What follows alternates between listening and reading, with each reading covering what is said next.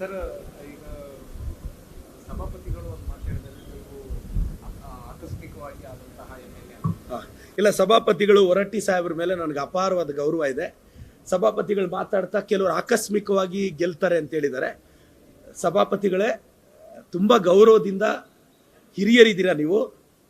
ಆಕಸ್ಮಿಕವಾಗಿ ಸಭಾಪತಿಗಳಾಗ್ಬೋದೇನೋ ಸರ್, ಆಕಸ್ಮಿಕವಾಗಿ ಶಾಸಕರಾಗೋದು ಕಷ್ಟ ಅಂತ ನನ್ನ ಅಭಿಪ್ರಾಯ. ಗೆದ್ದಿರೋರು, ವಿಧಾನ ಪರಿಷತ್ತಲ್ಲಿ ಗೆದ್ದಿರೋರು ಹಿಂಗೆ ಕೈ ಎತ್ತಿದ್ರೆ ಸಭಾಪತಿ ಎಲೆಕ್ಟ್ ಆಗ್ತಾರೆ.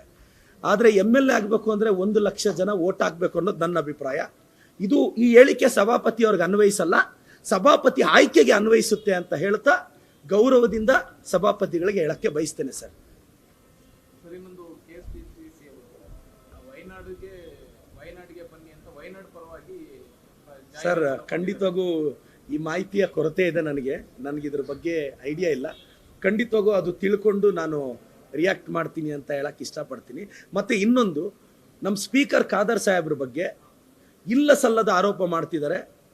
ನೋಡಿ, ನಮ್ಮ ಖಾದರ್ ಸಾಹೇಬರು ಪ್ರಾಮಾಣಿಕರಿದ್ದಾರೆ. ಯಾಕೆ ಸರ್ ಇಲ್ಲಿ ಏನಾಗ್ತಿದೆ, BJP ಅವ್ರಿಗೆ ಎಲ್ಲಿ ಖಾದರ್ ಅವರು ಮಿನಿಸ್ಟರ್ ಆಗ್ಬಿಡ್ತಾರೋ, ಮಿನಿಸ್ಟರ್ ಆಗ್ಬಿಟ್ರೆ ಈಗಲೇ ಅವ್ರು ಸ್ಪೀಕರ್ ಆಗಿರೋದು BJP ಅವ್ರಿಗೆ ಸಹಿಸ್ಕೊಳಕ್ಕಾಗ್ತಿಲ್ಲ. ನನಗೆ ಅರ್ಥ ಆಗದೆ ಇರೋದು, ಈ BJP ಅವ್ರಿಗೆ ಮುಸ್ಲಿಂ ನಾಯಕರನ್ನ ನೀವು ಯಾಕೆ ಟಾರ್ಗೆಟ್ ಮಾಡ್ತಿದ್ದೀರಾ? ಖಾದರ್ ಸಾಹೇಬ್ರ ಬಗ್ಗೆ ನಿಮ್ಮ ಹತ್ರ ಏನಾದರೂ ದಾಖಲೆ ಇದ್ರೆ ಬಿಡುಗಡೆ ಮಾಡಿ. ಸುಮ್ಮನೆ ಖಾದರ್ ಸಾಹೇಬ್ರನ್ನ ಟಾರ್ಗೆಟ್ ಮಾಡ್ತೀರಾ, ಜಮೀರ್ ಸಾಹೇಬ್ರನ್ನ ಟಾರ್ಗೆಟ್ ಮಾಡ್ತೀರಾ? ದಯವಿಟ್ಟು ಖಾದರ್ ಅವ್ರ ಬಗ್ಗೆ ಬಂದಿರೋ ಆರೋಪಗಳು ಎಲ್ಲ ಸುಳ್ಳು.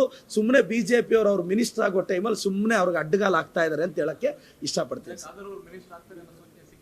ಇಲ್ಲ, ಜನರಲ್ ಆಗಿ ನಮಗೆಲ್ಲ ಅಲ್ಲ, ಖಾದರ್ ಸಾಹೇಬ್ರು ಮಿನಿಸ್ಟರ್ ಆಗಬೇಕು ಅನ್ನೋದು ನನ್ನ ಆಸೆ ತಾನೆ. ನನಗೆ ತನ್ವೀರ್ ಸೇಠ್ ಸಾಹೇಬ್ರು ಮಿನಿಸ್ಟರ್ ಆಗಬೇಕು, ರಿಜ್ವಾನ್ ಅರ್ಷದ್ ಅವರು ಮಿನಿಸ್ಟರ್ ಆಗಬೇಕು, ಖಾದರ್ ಸಾಹೇಬ್ರು ಮಿನಿಸ್ಟರ್ ಆಗಬೇಕು, ಜಮೀರ್ ಅಹಮದ್ ಸರ್ ಮಿನಿಸ್ಟರ್ ಆಗಬೇಕು. ನನಗೆ ಆಸೆ ಇದೆ, ವ್ಯಕ್ತಪಡಿಸೋದ್ರಲ್ಲಿ ತಪ್ಪೇನಿದೆ? ಅಂದರೆ ನನ್ನ ಆಸೆ ಇದು. ಬಟ್ ಅವ್ರಿಗೂ ಒಂದು ಅವಕಾಶ ಬರೋ ಟೈಮಲ್ಲಿ ಸುಮ್ಮನೆ ಫಾಲ್ಸ್ ಎಲಿಗೇಷನ್ ಮಾಡೋದು ತಪ್ಪು ಅನ್ನೋದು ನನ್ನ ಅಭಿಪ್ರಾಯ ಸರ್.